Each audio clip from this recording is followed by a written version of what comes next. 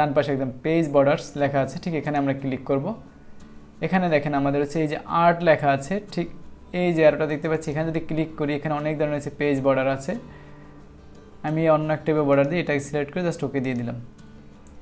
আসসালামু আলাইকুম ভিউয়ার্স, আশা করি সবাই ভালো আছেন। আজকে আমরা শিখব মাইক্রোসফট অফিস ওয়ার্ডের হচ্ছে ডিজাইন, এই যে ডিজাইনের কাজটা। তো ডিজাইনের মাধ্যমে হচ্ছে মূলত আমরা এই যে আজকে যে ডিজাইনটা দেখতে পাচ্ছি এটা করেছি, এবং হচ্ছে এই যে আমরা একটা জলছাপ লেখা দেখতে পাচ্ছি, এখানে লেটস লার্ন টেক লেখা আছে। এই লেখাটাই হচ্ছে আমরা কিন্তু জলছাপ দিয়ে লিখি, যেমন এর উপরে কিন্তু এই যে লেখা যাচ্ছে, আবার সেই লেখাগুলো কিন্তু উপরে থাকবে, উপরে লেখাগুলো, আর এই জলছাপটা হচ্ছে নিচে থাকবে। তো এই জলছাপ লেখাগুলো বা ওয়াটারমার্কের লেখাগুলো কীভাবে আমরা দিব সেটা আজকে আমরা দেবো। তো কথা না বলে চলে যাচ্ছে আমাদের মূল ভিডিওতে। যারা আমার চ্যানেলটি এখনও সাবস্ক্রাইব করেনি কাইন্ডলি সাবস্ক্রাইব করে নেবেন, আর যারা অলরেডি করে ফেলেছেন তাদেরকে অসংখ্য ধন্যবাদ, এবং অবশ্যই আমাদের ফেসবুক পেজ ফলো দিয়ে সাথে থাকবেন।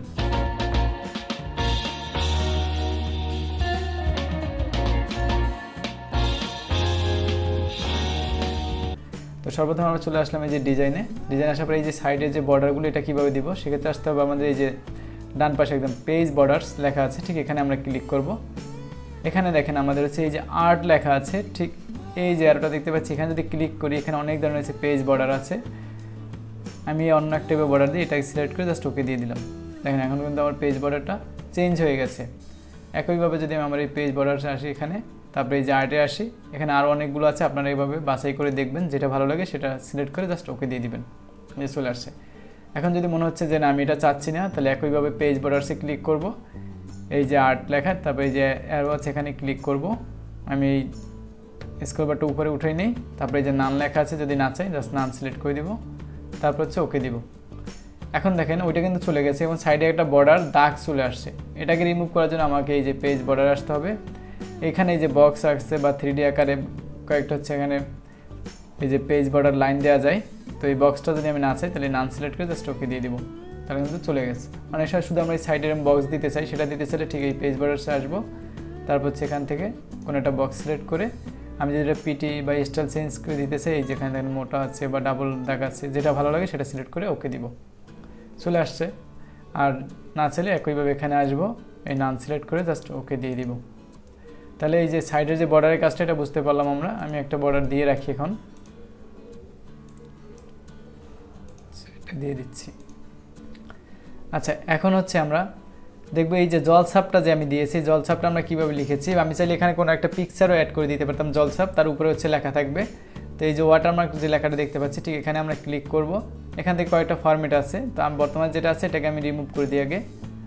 এই যে একইভাবে এখন আসবো ওয়াটারমার্কে, এখানে আসে আমি যে কোনো একটা ফরম্যাট দিব, এবং অ্যাঙ্গেল দিব নাকি হরিজেন্টাল দিব সেটা আমি সিলেক্ট করব। আচ্ছা, আমি ধরেন অ্যাঙ্গেল এটাই দিলাম। এখন এখানে যে লেখাটা আসছে এটাকে আমি কাস্টমাইজ করে দিব। তখন আবার হচ্ছে আমাকে ওয়াটারমার্কে ক্লিক করতে হবে, তবে যে কাস্টম ওয়াটারমার্কে ক্লিক করব।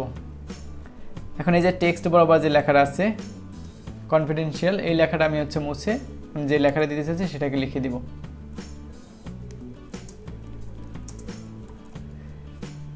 দেন হচ্ছে এখান থেকে এই যে কালার আছে, আমি যদি কালার চেঞ্জ করে দিতে চাই এখানে যে কোনো কালার, আমি এই কালারটা দিব, জাস্ট এই কালারটা দিয়ে জাস্ট অ্যাপ্লাই করে দেখি যে এই কালারটা হ্যাঁ আসছে কিনা আসছে। এরপর হচ্ছে এখানে হচ্ছে সাইজ অটো দেওয়া আছে, আপনারা চাইলে হচ্ছে এখান থেকে সাইজ চেঞ্জ করে নিতে পারবেন, যে কত সাইজ দিতে যাচ্ছেন, দিয়ে অ্যাপ্লাই করে দেখবেন। এখন আছে ডায়ালগাল আছে, আমি হরিজেন্টাল যদি দিই, তারপর যদি অ্যাপ্লাই দিই, দেখেন এটা হরিজেন্টাল হয়ে গেছে। আমি তো এটা হচ্ছে ডায়াগোনাল দিলাম, তারপর হচ্ছে অ্যাপ্লাই দিয়ে দিলাম। এখন কিন্তু যদি আমি মুছে দিই, দেখেন এটা কিন্তু চলে আসছে, এবং এটা কিন্তু যতগুলো আমার পেজ থাকবে সবগুলো পেজে কিন্তু সেম ওইটা লেখা চলে আসবে। এটার উপরে একটা বক্স আছে, শেপ আছে, সেই জন্য এখান থেকে লেখাটা দেখা যাচ্ছে না। তো আমি উপরটা থেকেই দেখাচ্ছি। এখন যদি আমি চাচ্ছি জানি এখানে লেখার পরিবর্তে আমি কোনো পিকচার দিতে চাচ্ছি বা লোগো দিতে চাচ্ছি, তাহলে একইভাবে এখানে আসবো, তারপরে এই যে কাস্টম ওয়াটারমার্কে আসবো। এখানে দেখেন এই যে পিকচার ওয়াটারমার্ক এবং নো ওয়াটারমার্ক লেখা আছে, তাই এখান থেকে আমরা পিকচার ওয়াটারমার্কটা সিলেক্ট করব। তারপর সিলেক্ট পিকচারে এখানে ক্লিক করব আমরা, তারপর আমরা পিকচারটাকে ব্রাউজ করে নিয়ে আসবো। তো আমাদের যেখানে পিকচার আছে আমরা সেখানে চলে যাচ্ছি।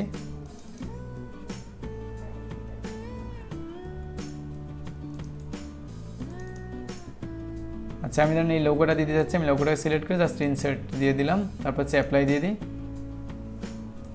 এখন দেখেন এই যে এখানে কিন্তু এই যে আমাদের LLT তারপর হচ্ছে লেটস লার্ন টেক লেখাটা, এই লোগোটা কিন্তু এখানে চলে আসছে। এখনও যে আমি এটাকে কেটে দিচ্ছি। তাহলে আমরা যদি কোনো লোগো দিতে চাই বা কোনো লেখা দিতে চাই, যেটা দিতে চাই আমি সেটাই আমি দিতে পারবো।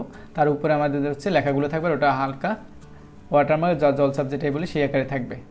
আবার যদি আমরা না চাই এখানে আসবো, তারপর হচ্ছে যে কাস্টম ওয়াটারমার্ক রিমুভ ওয়াটারমার্ক দিব, চলে যাবে।